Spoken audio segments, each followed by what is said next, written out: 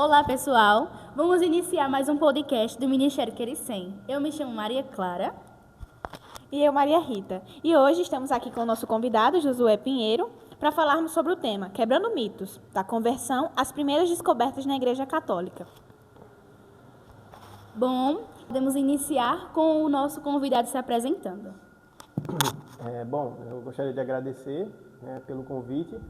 É muito bom estar aqui com vocês e poder contribuir um pouco com a minha experiência, né? Então, meu nome é Josué, eu tenho 21 anos, sou de João Pessoa. Atualmente, eu sou graduando do curso de farmácia e também sou recém-convertido na fé católica. Então, basicamente isso. Me batizei recentemente, fiz o crisma recentemente e estou aqui para contar um pouquinho a minha experiência para vocês. Então, para podermos iniciar, como surgiu o seu interesse na fé católica? Teve algo que influenciou? Então, o que deu início a tudo, necessariamente, o meu interesse mesmo foi o meu relacionamento com uma das pessoas aqui do ministério, que é a Débora. E no começo eu era muito relutante com relação a isso. Eu não conseguia achar uma religião na qual eu me encaixasse, apesar de eu já ter uma família praticamente 100% protestante, meus pais protestantes, meus avós. A única pessoa que eu conheço que era católica era minha avó, mas ela morreu muito cedo, né? Quando eu tinha uns 6 anos de idade, então eu não tive muito contato com ela. Então eu cresci mais ou menos, né, sendo basicamente criado dentro de um lar que ser protestante, né? Porém, eu não fui batizado sequer em igreja católica ou igreja protestante, em nenhuma outra. Meu irmão ainda chegou a ser batizado na igreja católica, mas eu não. E aí tive uma longa história com o catolicismo, até que eu comecei o meu namoro com Débora, e isso foi motivo de muita discussão, assim, conversas profundas sobre isso, e eu me sentia pressionado, principalmente por essa questão familiar, essa questão cultural, de que eu precisava ter a mesma religião que ela. E aí eu pensei, poxa, mas eu não quero ser pressionado, eu não quero fazer isso porque sou forçado a fazer. Sim. Eu quero fazer porque eu quero, basicamente. Eu quero fazer porque eu me interesso por isso. E aí houve um longo processo até que eu realmente, de fato, possa me interessar e começar a minha jornada dentro da fé católica. Você comentou que antes as únicas influências católicas que você tinha era a sua avó e a sua namorada, não é isso?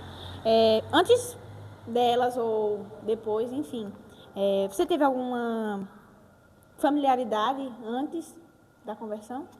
Familiaridade eu diria que não, mas contato eu já tive algumas, né, de algumas missas de 7º dia, de 30 dias, de familiares que eram católicos, conhecidos, amigos da família. Eu também, quando eu estava na minha adolescência, tinha uns 14 anos, dos meus 14 até os meus 16, eu morei no Rio Grande do Norte, na cidade de Ceará-Mirim, próxima aí a Natal, região metropolitana de Natal. E eu estudei num colégio de freira, né? Um colégio que tem a doutrina católica.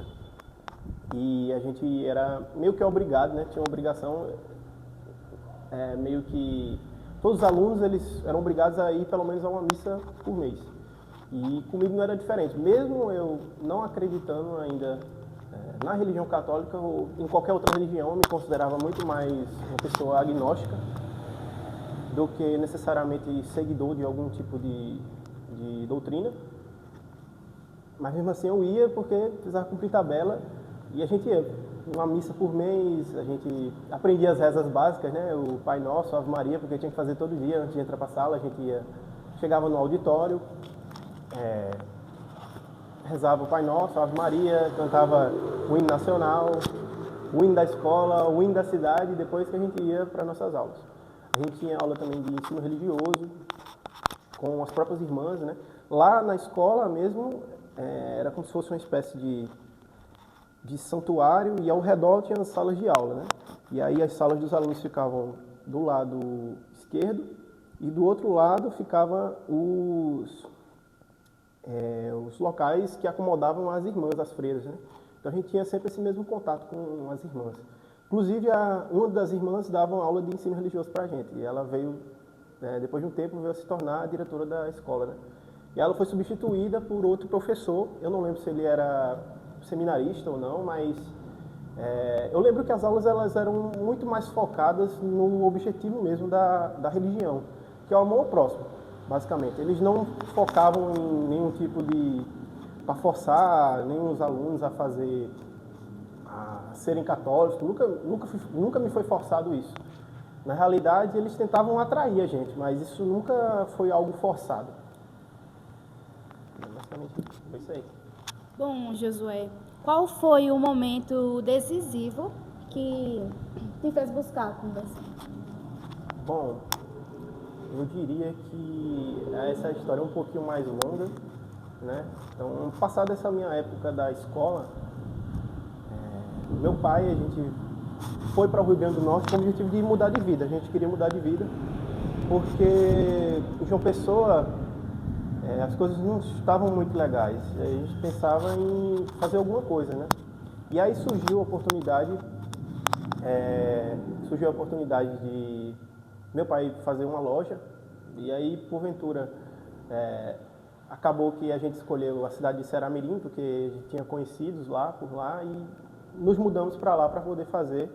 E aí veio a pandemia, não deu certo, então a gente voltou para João Pessoa. Quando voltamos para João Pessoa, a gente voltou quebrado, não tinha nada, não tinha dinheiro, não tinha emprego, não tinha nada. Então, foi nesse momento assim que eu fiquei mais pegado com Deus, mas não necessariamente com o catolicismo, até porque, como eu havia dito, né, boa parte da minha família é protestante, principalmente o lado do meu pai. E eu morava com meu pai fazia 9 anos, só com ele, né? Morávamos só eu e ele. E aí, a família dele, e principalmente ele, eram muito preconceituosos com pessoas católicas. Inclusive, eu via várias vezes quando eu ia para os cultos evangélicos, que eu ia meio que obrigado, né? Tinha que ir, porque fala que os problemas que a gente tem era falta de Deus no coração e não sei o que, aí tinha que levar. E eu ia para o culto todas as terças e nos domingos também eu ia nos cultos, mas eu ia, naquele momento eu não sentia que eu pertencia àquele local, né? Mas eu ia de toda forma e eu sentia que esse preconceito, né, de forma direta, até porque, por exemplo, já ouvi, por exemplo, falar de pastores e outros presbíteros lá da igreja protestante, que as pessoas que são católicas, elas são quase que como servidores do diabo, porque adoram as imagens, porque isso aí é coisa que Deus não se agrada disso, que é coisa do diabo e não sei o quê, que as pessoas que são católicas não são as pessoas de Deus, as pessoas de Deus são nós protestantes. E aí eu sempre fui criado nesse momento, né? E aí eu acabei me apegando com Deus, mas era a única forma que eu tinha. Eu nunca me foi ensinado que eu poderia escolher outra que não a fé evangélica, né? A fé do protestante. Então eu ia para os cultos com o objetivo de tentar mudar minha cabeça, tentar desaparecer, mas eu sentia que aquilo ali não se encaixava comigo. E aí isso aí aconteceu no ano de 2021. No ano de 2022, meu pai ele teve uma grande depressão, né? Porque a gente passou um ano dependendo aí doações da família, de amigos, trabalhado assim em bicos, essas coisas. E aí, no ano de 2022, ele estava muito mal, mais precisamente assim, acho que setembro, outubro, ele estava muito mal, não saía da cama, estava muito triste, eu me sentia muito impotente. Eu já tinha terminado a escola, já tinha feito o Enem, já tinha passado para a farmácia, mas eu ainda não tinha começado as aulas. O ano letivo ele só começou em 2023. E aí, eu vendo a situação do meu pai, eu decidi começar a fazer alguma coisa para ganhar dinheiro. E aí eu comecei a comprar, eu comprei paçoca, um pacotinho de paçoca, pacotinhos de jujuba e fui vender na rua. E aí eu comecei a vender, eu era muito tímido. Às vezes eu chegava do lado da pessoa assim, e ela pensava que eu estava oferecendo paçoca, mas não, eu estava vendendo, né? Então, a primeira pessoa que eu cheguei assim, botei o pote, aí eu, paçoca, aí disse, não, para eu pegar? Não, para você comprar. Disse, e é quanto? Você não disse quanto era? Já ficava assim, né? Foi bem difícil os primeiros momentos, né?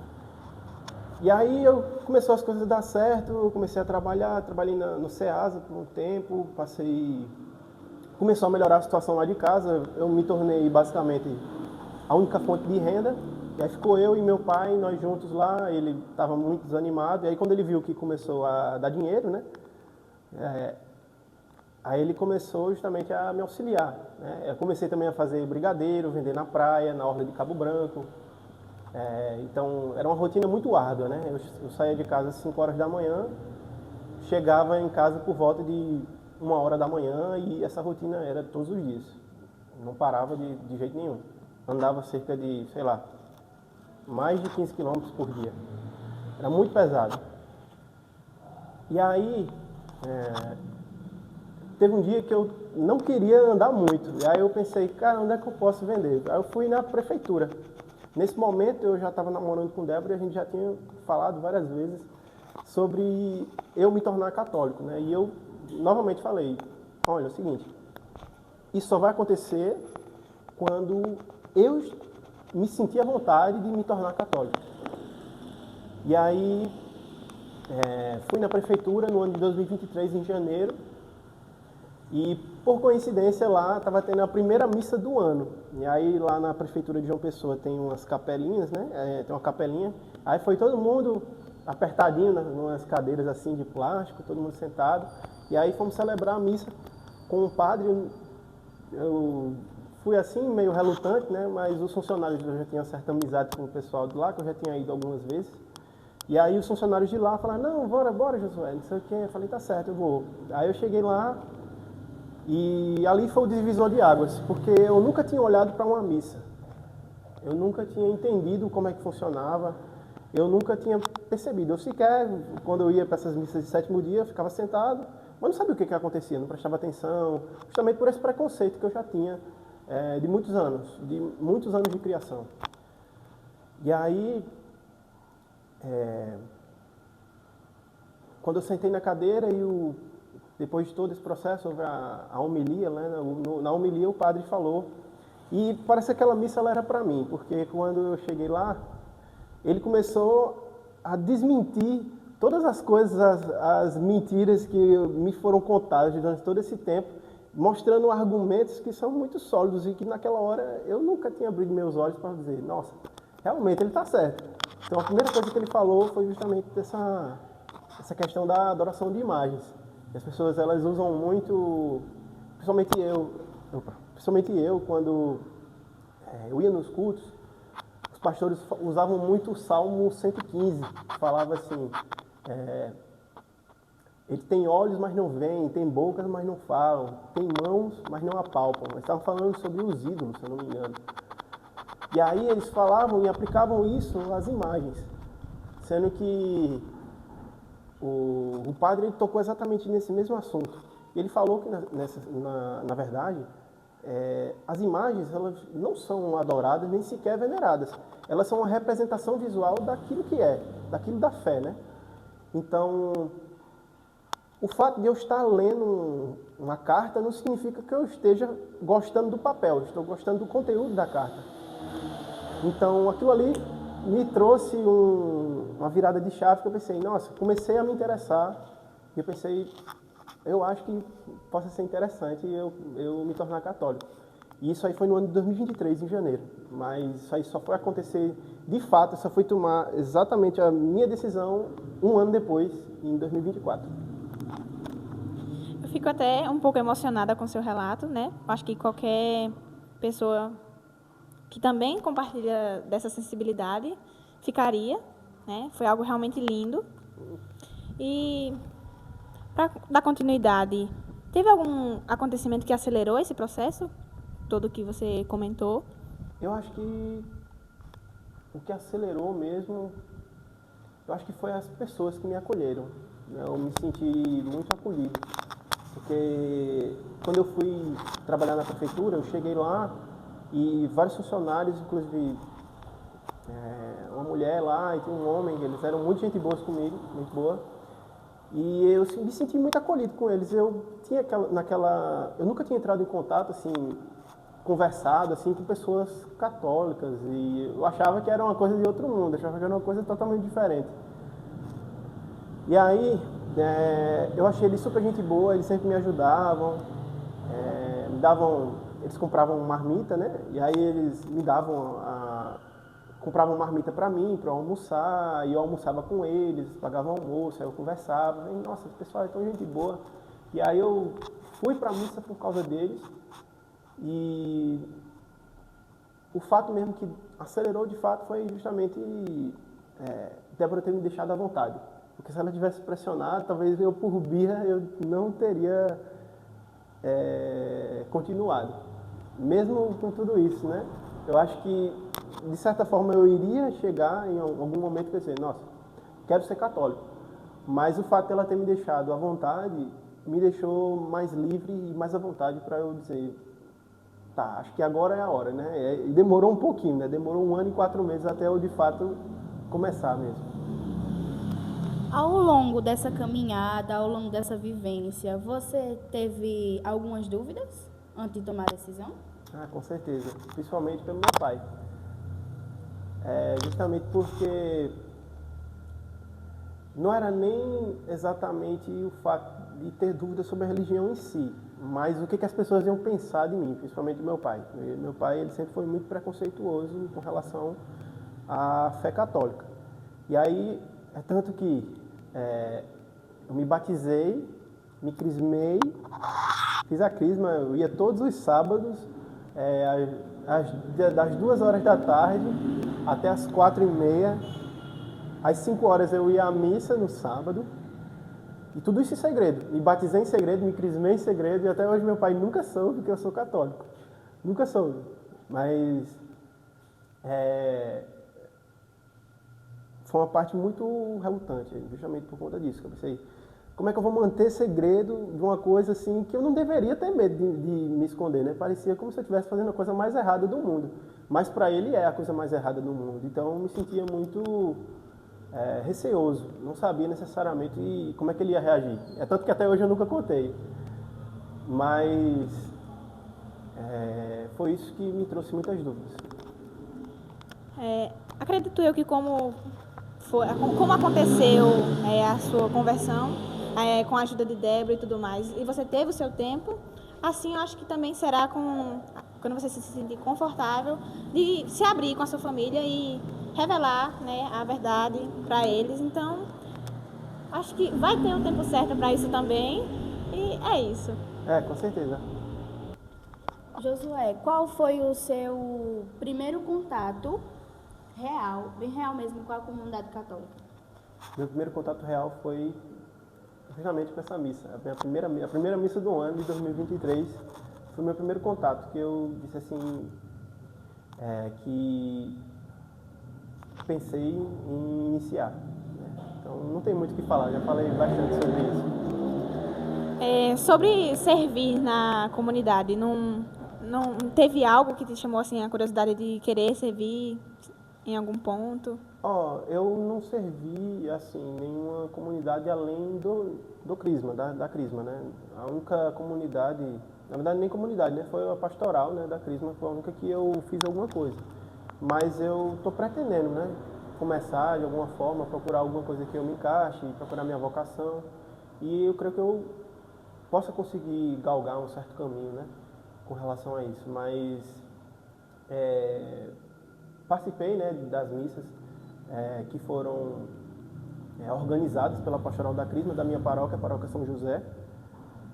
E tive algumas experiências, né, de primeira leitura, salmos, essas coisas. Então, meu conhecimento, minha experiência com isso é muito básico ainda.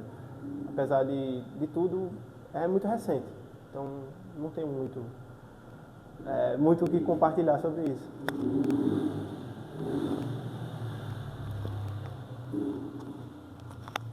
Bom, Josué, com todo esse relato, com toda essa vivência, o que mais te surpreendeu positivamente na fé?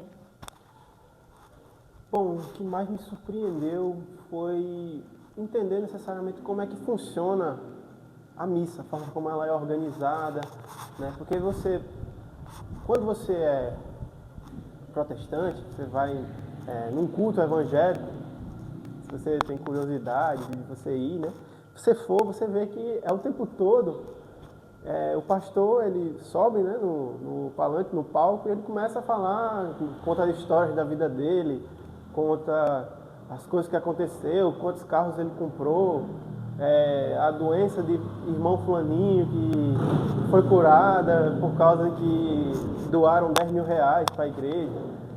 Um bocado de coisa que eles falam, né? E você vê que não é algo exatamente que é construído. É basicamente um improviso do pastor. Ele está lá como um agente de entretenimento. Ele está lá para entreter, né? Ele se mostra ali como um personagem.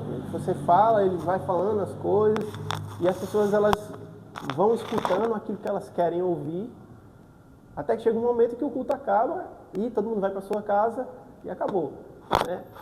Na missa eu achei muito interessante porque eu nunca tinha prestado atenção, eu não sabia das coisas, da forma como a missa é organizada, que tem a forma as pessoas vão comungar, tem a homilia do padre, tem tudo isso aqui, e eu acho interessante porque a mesma forma que é tratado aqui no Brasil, na Lagoa Nova, Paraíba, João Pessoa, é a mesma coisa em Oslo, na Noruega, ou em qualquer outro país, né, que tenha a fé católica. Eu achei muito interessante, porque é uma coisa universal. Como você se sente atualmente sendo católico, vivendo a fé católica? Eu me sinto, sinceramente, eu me sinto melhor. Eu sinto uma sensação de pertencimento muito melhor.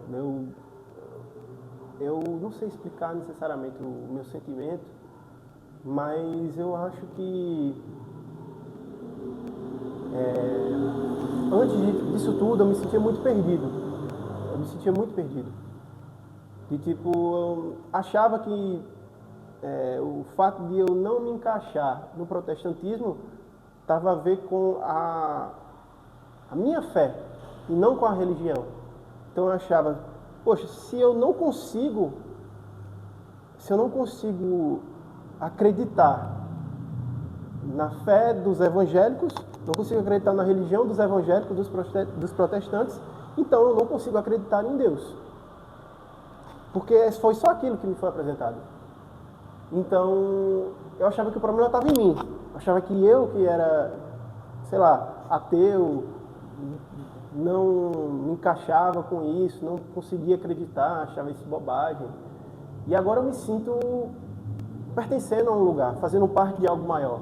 Isso aí é muito bom, de toda forma, para o seu coração, para a sua mente. Eu me sinto mais calmo, apesar de... Eu sou uma pessoa extremamente ansiosa, mas eu sou muito impaciente, sou muito imediatista. Mas o fato de eu ter, agora, estar vivendo a fé católica, me faz mudar um pouco, mesmo que um pouco, né?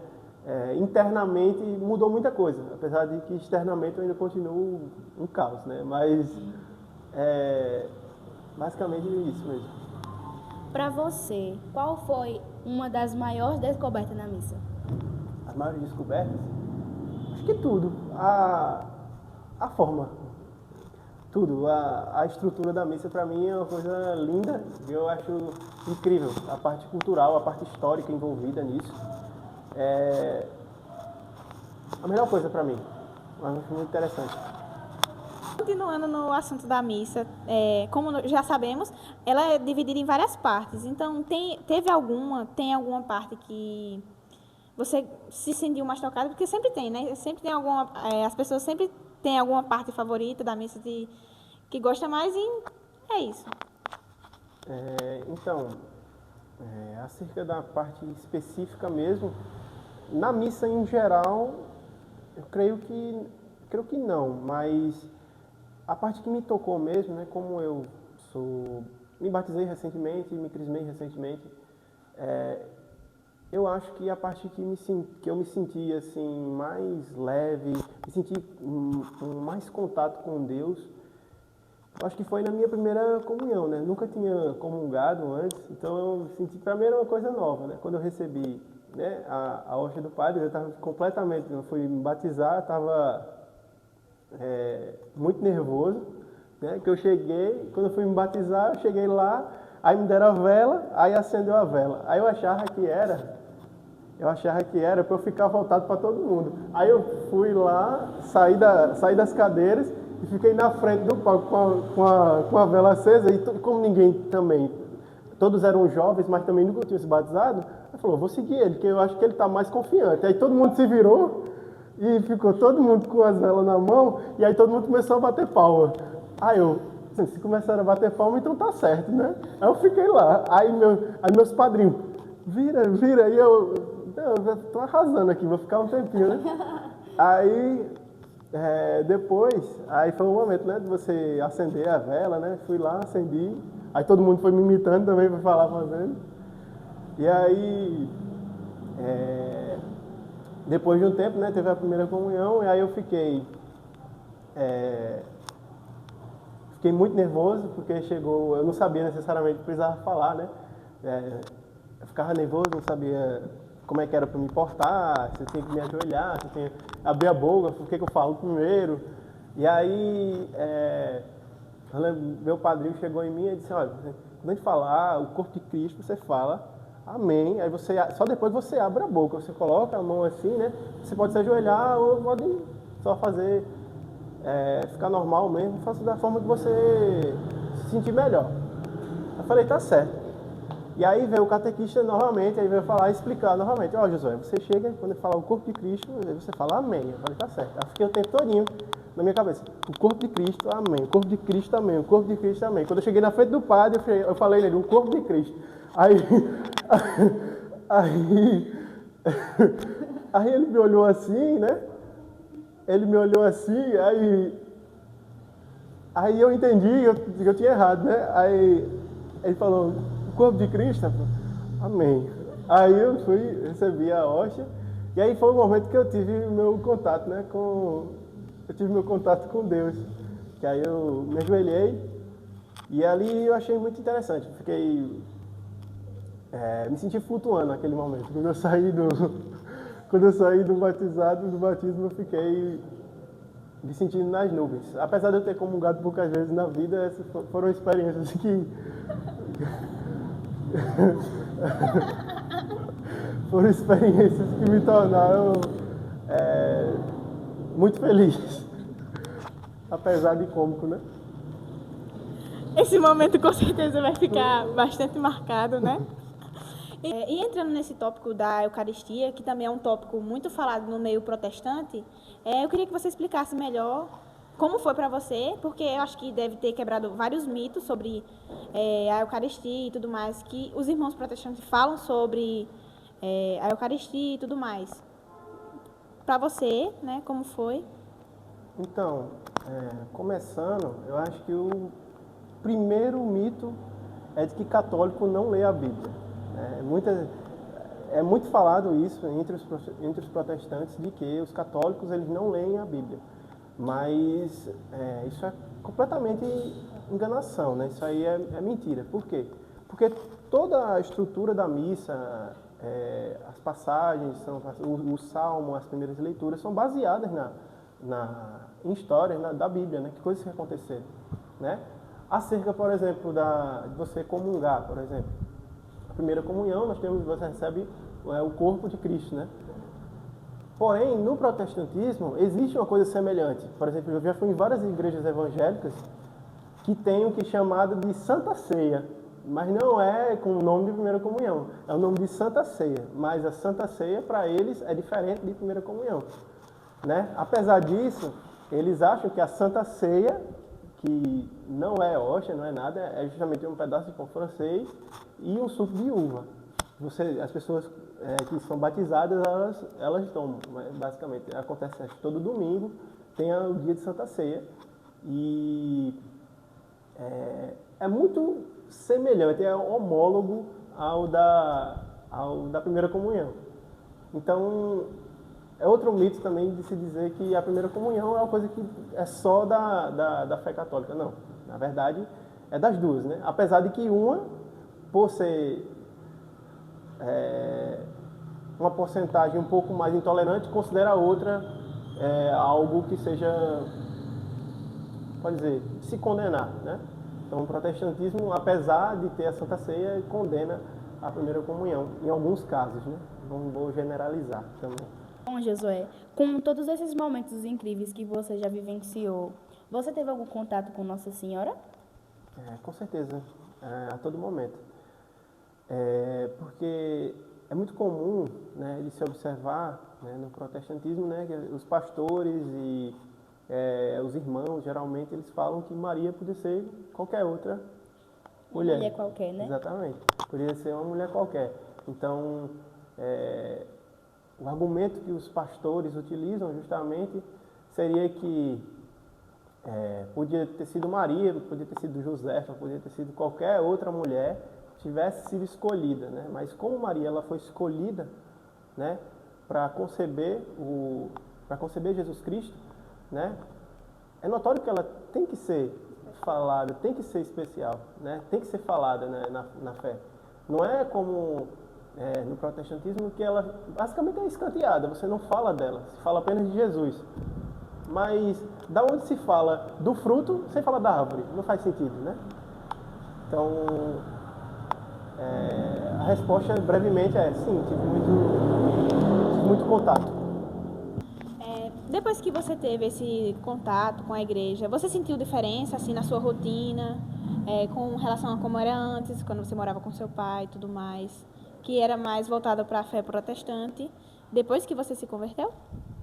Sim, eu percebi uma certa diferença na minha pessoa, né? Apesar de eu continuar sendo uma pessoa impaciente, continuar sendo ansioso, continuar sendo um caos dentro da minha cabeça às vezes, eu sinto que eu aprendi a ser mais paciente, a esperar, né? A pedir que Maria possa interceder na minha vida, que eu possa, por exemplo, ter o caminho, ser guiado, né? Então, sempre agora eu consigo, posso dizer, eu consigo me sentir mais seguro, apesar de tudo. Então, é isso. Bom, Josué, acabamos de receber uma pergunta no Instagram do Ministério. Qual é a diferença na comunhão na Igreja Católica para a Santa Ceia? Então, eu posso falar da diferença pelo que eu observei.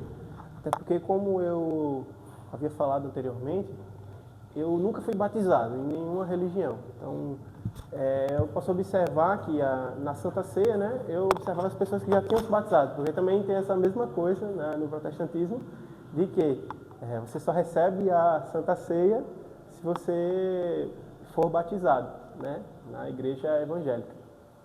E aí, eu observava a questão assim, dos costumes, né, como necessariamente funciona, eu acho que é completamente diferente.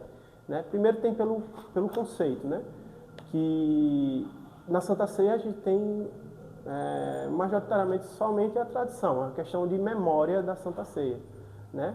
Enquanto que na Igreja Católica a gente tem a pessoa ela recebe mesmo o corpo de Cristo, o corpo e o sangue de Cristo. Então ali não é necessariamente uma lembrança, Entendo. mas naquele momento tem o recebimento, né, do corpo de Cristo pela pessoa.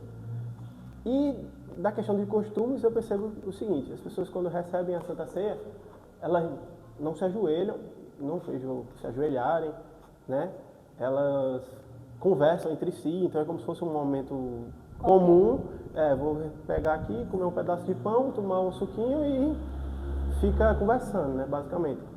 É uma coisa bem diferente, né? A primeira coisa também, uma coisa também muito importante, é que na Santa Ceia você não se levanta para ir pegar, né? Você receber, na verdade, as pessoas elas passam com uma bandejinha e quem for, né, em cada fileira vai pegando um pedacinho de pão e um pedacinho para simbolizar o corpo e o sangue de Cristo, né, na questão de tradição mesmo. Então você não se levanta, eles vão até você. E depois as pessoas elas levam isso como um momento comum. É tanto que às vezes as pessoas recebem enquanto o pastor está dando avisos, enquanto está falando alguma coisa que está falando já sobre outro assunto, as pessoas já estão recebendo. Então não é levado um certo respeito como é na Igreja Católica. Não? Então existe essa certa diferença. Nesse momento da ceia protestante, tem algum tipo de bênção que o pastor faz ou algo assim? Ou só pega lá o pão e simplesmente entrega? Não, só pega lá o pão e pronto. Não tem nenhum tipo de bênção, nenhum tipo de tema específico, não tem nada. Bom, já voltando para o início, você falou que não falou ao seu pai, não foi da sua convenção? Isso. Mas tem alguma pessoa que você contou? Então, eu contei para minha mãe, né? Eu contei para minha mãe. Ela levou de forma... levou tranquilamente, aceitou tranquilamente, até porque ela vem de um lar católico, porque, como eu disse, minha avó era católica, a mãe dela era católica. E aí, mesmo que ela não quisesse, ela foi obrigada, fez a Eucaristia, fez a Crisma, fez tudo. Não sei se ela serviu, não sei o que ela fez, mas minha avó obrigou todos os filhos a fazer a primeira Eucaristia e também o Crisma. E minha mãe ela levou mais como se fosse uma fase, né? Porque, como coincidentemente, né? Ou não tão coincidência assim, quando eu comecei a namorar com Débora, minha religião mudou. Então ela levou isso como uma fase. Já passa, não vai dar certo, esse negócio aí deve ser só uma etapa da vida dele, depois ele muda de opinião. E acabou que não foi isso, né? E ela estava lá no meu batizado, quando eu fui batizado, e estava lá na Crisma. E eu senti que ela se emocionou um pouco, né? Quando eu estava lá. Então deu para ver que é para valer. Acho que ali ela percebeu que realmente não vai ser uma fase, vai ser algo que você vai levar a sério, assim espero eu, né? Isso mesmo, se Deus quiser. Bom, ao longo dessa caminhada, teve algum desafio inesperado? Que você não imaginou que ia acontecer? Eu acho que o maior desafio para mim foi conciliar a minha rotina com a fé católica mesmo. Eu senti que foi muito difícil, por exemplo, né? Como eu faço um curso da área da saúde, para quem é da área da saúde sabe, quem está fazendo um curso na área da saúde, que é um curso que basicamente qualquer um que seja, é um curso integral. Então, são cursos que você passa o dia inteiro na universidade, você almoça lá na universidade, você às vezes sai sem tomar café, sem nada, você sai muito cedo e chega muito tarde em casa. Então, minha rotina era muito árdua, né? De chegar de segunda a sexta, sair 6 horas da manhã e chegar em casa 7h30, 8 horas da noite, para ter o tempo ainda de me organizar, tomar banho, estudar e dormir para ter pelo menos 5 horas de sono, para chegar no final de semana e, por exemplo, às vezes eu faço outras atividades extracurriculares além das aulas da universidade. Então já teve momentos, por exemplo, de eu ir para a UFPB na sexta-feira de manhã e chegar nas 3 horas da manhã do sábado em casa para eu dormir e estar lá 2 horas da tarde na Crisma, né? E depois ir para a missa e tudo mais. Então, para mim, foi justamente o primeiro obstáculo foi isso, a questão do tempo, né?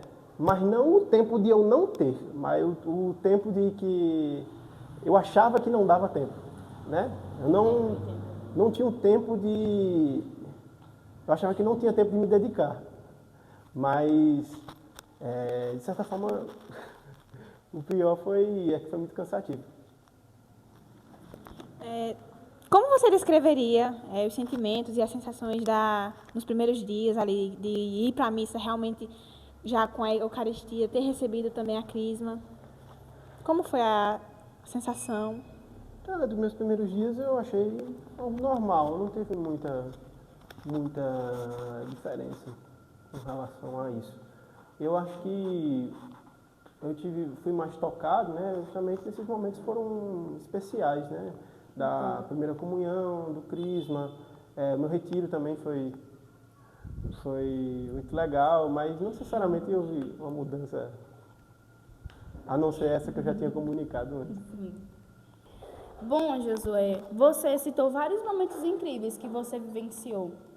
Ao longo desses momentos, você pensou em desistir da sua fé, da sua conversão?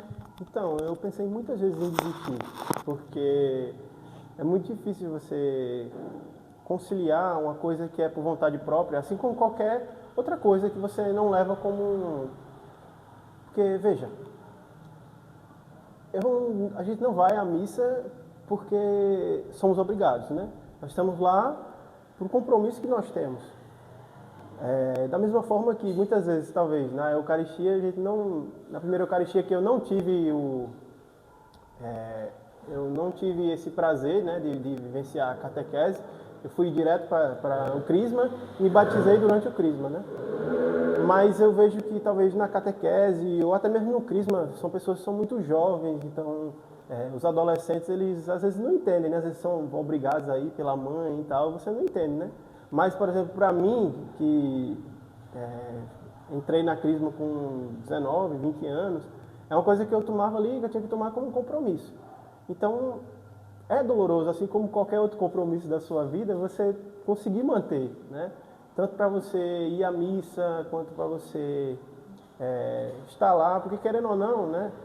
Como eu tenho um tempo muito contado, né? Geralmente, por exemplo, antes de fazer o crisma, né, no sábado, à tarde, eu tinha o sábado e o domingo totalmente livre para poder fazer as minhas atividades da universidade, poder estudar, adiantar as coisas que estão atrasadas. E aí, com o crisma, né, e com a missa que eu ia ao sábado, eu já perdia, né? Gastava em torno de 6 horas que eu poderia estar fazendo alguma outra coisa, né? Então é realmente muito tentador você faltar à missa, você faltar aos encontros da crisma.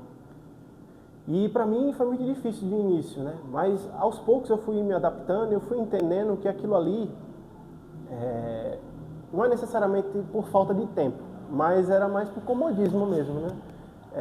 Eu via que, por exemplo, se eu posso tirar 2 horas por dia, às vezes, para mexer somente no celular, por que eu não posso chegar a tirar 2 horas para, por exemplo, ir à missa, rezar, ir aos encontros da crisma. Ficar com Cristo, né? Ficar com Cristo, exatamente. Então, era mais uma questão de percepção, né?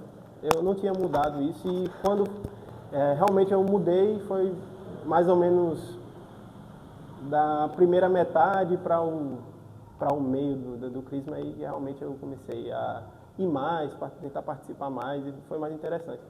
Que é um pouco também mais difícil também por conta da diferença de idade, né? Porque apesar da diferença não ser tão grande entre mim e um adolescente, por exemplo, de 14, 15, 16 anos, é uma mentalidade diferente porque a gente muda muito durante a nossa adolescência. É importante a gente dizer que, por exemplo, eu mesmo, quando eu tinha, sei lá, 13, 14 anos, quando eu tinha 15 anos, eu já acreditava uma coisa completamente diferente do que eu acreditava com 13, 14 anos. Porque o amadurecimento da criança, do adolescente, é muito rápido, precoce. Então, a gente muda de ideia muito rápido, a gente é muito volúvel para esse tipo de coisa. Então, a gente é influenciado por determinadas coisas, pelas coisas que a gente assiste, pelas coisas que a gente fala, pelas pessoas que a gente anda. E então é diferente, tem uma vivência diferente, por exemplo, né? Então muitos adolescentes iam lá para ficar fazendo graça, para tentar ser descolado na frente do povo, né? Tem todo aquele negócio, né? Não podia errar, ficava aquelas risadinhas, né? Aquele negócio. Então era uma coisa também que era meio, às vezes era um pouco chato, né? De conviver, mas de certa forma de tudo foi eu levando em consideração a visão geral, foi interessante. O que você diria para aquelas pessoas que acreditam que a Igreja Católica é muito rígida e muito fechada? Então, eu diria sendo bem direto, eu diria que elas estão enganadas, né? Eu acho que não seria necessariamente rígido e fechado, mas eu acho que a palavra que mais se encaixa seria sólido, né? A Igreja Católica, ela é sólida. Ela é sólida porque ela é a mesma em todo local do mundo. Então, temos pessoas de situações sociais diferentes, convivências diferentes, experiências diferentes, idades diferentes, e todas lá estão ali para justamente cultuar a fé católica, o amor em Cristo, o amor a Maria e tudo, né? Então ali estão ali entre si, não de maneira uniforme, mas formando um só, né? Então, o melhor de se dizer não é rígida ou fechada, é sólida. A igreja é sólida. Pelo menos que eu vejo.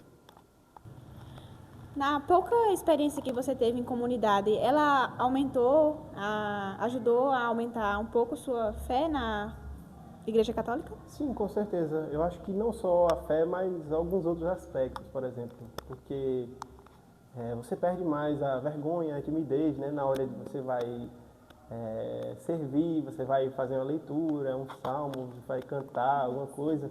Então, realmente é uma coisa que você vai mudando, né? E eu acho que contribuiu com a minha fé, porque mudou a forma como eu vejo o mundo, mudou meus costumes. Por exemplo, eu e Débora, a gente tem o costume de rezar todos os dias. Então a gente reza todos os dias antes de dormir. Eu e ela, como eu moro longe, ela liga para mim, de videochamada, e a gente vai e reza. Então a gente tem esse costume esse que eu não tinha antes e que me ajuda até mesmo a dormir melhor, né? Eu gosto bastante. E até os dias que a gente esquece ou não dá para fazer tudo, ou a gente acaba se perdendo, ou se não,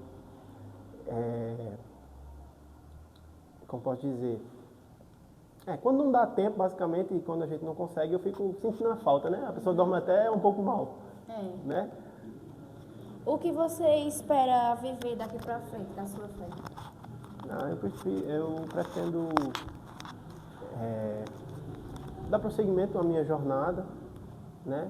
Achar aí uma comunidade, uma pastoral, para que eu possa começar a servir. Eu ainda não comecei, questão aí de falta de organização, estou precisando me organizar para poder começar a servir em alguma pastoral.